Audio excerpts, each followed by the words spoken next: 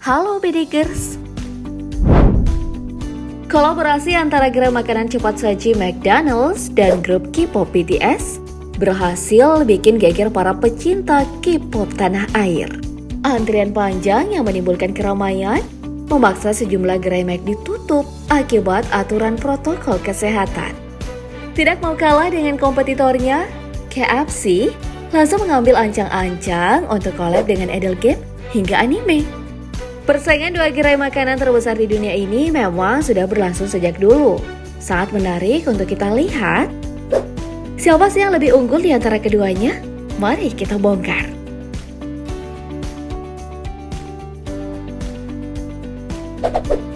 Persaingan kedua brand ini bisa dibilang telah dimulai sejak keduanya berdiri.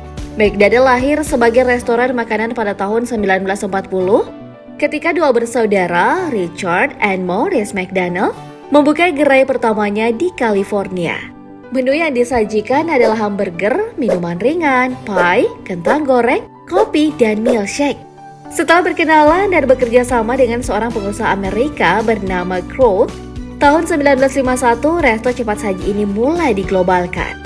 Kroll juga memasukkan McD ke pasar saham sehingga dia bisa lebih leluasa mencari investor.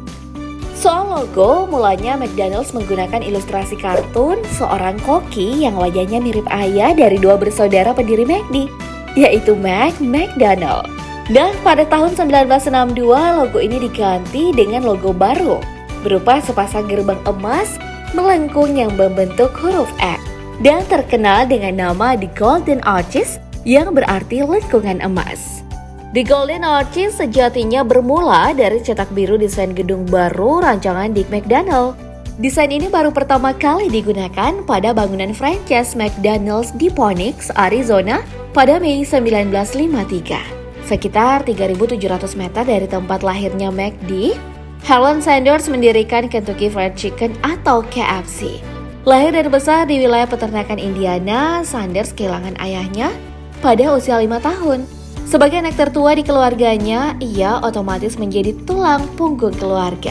Tahun 1930, Sanders memulai sejarahnya bersama KFC ketika membuka bisnis restoran kecil di pom bensin tempat ia bekerja. 10 tahun kemudian, Sanders menyelesaikan resep rahasia yang digunakan KFC hingga saat ini. Setelah berhasil membuka 600 cabang pada tahun 1964, banyak orang yang mencoba membeli KFC. Tahun 1964, Harlan Sanders menjual KFC kepada sekelompok investor yang dipimpin oleh John Y. Brown and Jack C. Massey seharga 2 miliar rupiah. Dengan syarat kualitas akan selalu dijaga, gaji seumur hidup, dan Sanders akan selalu menjadi wajah perusahaan. Begitulah sejarahnya kenapa KFC menggunakan logo wajah kakek-kakek Bedikers. Lantas, dari dua restoran makanan terbesar ini, mana yang memiliki gerai paling banyak di Indonesia? Dilansir dari website Kontan Indonesia, PT Fast Food Indonesia sebagai perusahaan pengelola KFC ini telah memiliki total 738 gerai di seluruh penjuru negeri. Dan pada tahun ini, pihak KFC telah menyiapkan dana sekitar 350 miliar untuk membuka 25 gerai baru. Sementara itu, McDonald yang dikuasai oleh PT Rexo National Food sepertinya kurang agresif dalam membuka gerai-gerai baru. Catatan tahun 2020 menunjukkan total jumlah gerai McD di Indonesia sebanyak 224 gerai. Kamu udah nongkrong di berapa gerai nih Bedikers? Setelah menghitung jumlah gerainya, yuk sekarang kita masuk ke dalam gerainya untuk melihat produk andalan dari masing-masing restoran ini. Dari dalam gerai KFC, daftar menu yang disediakan restoran fast food yang populer dengan tagline jagonya ayam, ini memang sudah tidak diragukan lagi. Dengan rasa ayam gorengnya menggoda, restoran fast food yang khas dengan warna merah ini menyediakan berbagai menu yang bisa bikin nagih. Ayam goreng KFC terdiri dari varian yaitu crispy and original. Kedua, ayam ini enak, hanya saja perbedaannya terletak pada bagian kulitnya. Kalau ayam original, kulit ayamnya digoreng langsung sehingga kulitnya tidak terasa renyah dan tidak pedas. Sedangkan ayam goreng crispy memiliki kulit yang garing dan renyah karena dilapisi tepung bumbu yang sangat rahasia. Rasa kulitnya yang crispy dan sedikit pedas ini paling enak dinikmati dengan nasi putih dan saus sambal khas KFC. kalau kamu suka original atau crispy Bedegers.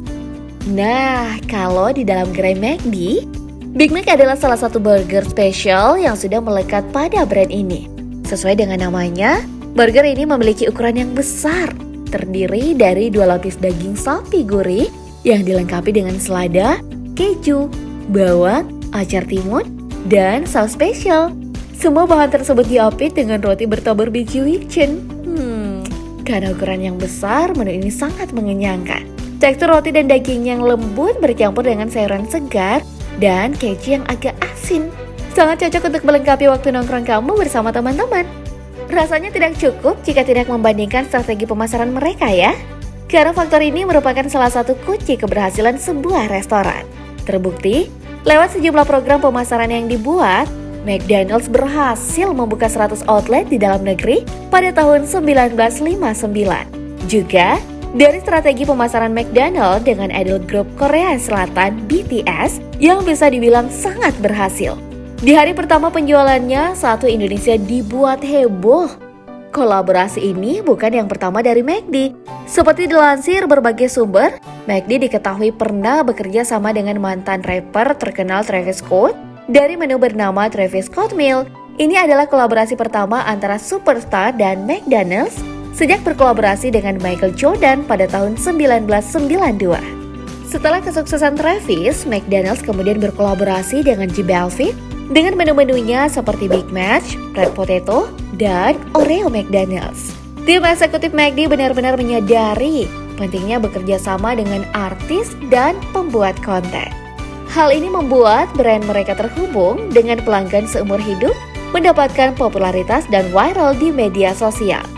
Tidak mau ketinggalan lebih jauh, KFC juga membuat terobosan dengan melirik game RPG Genshin Impact yang juga lagi ngehit di seluruh dunia.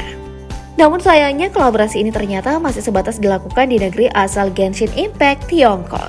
Setiap gerai KFC sempat menyediakan menu khusus yang terinspirasi dari game, lengkap dengan menghiasi restoran dengan maskot baru dari karakter di dalam game. Kolaborasi KFC dan Genshin Impact ini sempat bikin para pemain di belahan dunia lainnya iri. Padahal jika KFC berani merilis kolaborasi ini di luar Tiongkok, bisa saja mereka berhasil menarik penggemar. Apalagi jika ada rilisan eksklusif seperti kostum karakter yang tidak bisa didapatkan dengan cara selain membeli makanan di KFC. Selain berkolaborasi dengan game, KFC bahkan berniat mengeluarkan konsol game sendiri. Hal ini dikerjakan cukup serius dan bahkan dikerjakan oleh manufaktur perangkat keras terkenal seperti Cooler Master.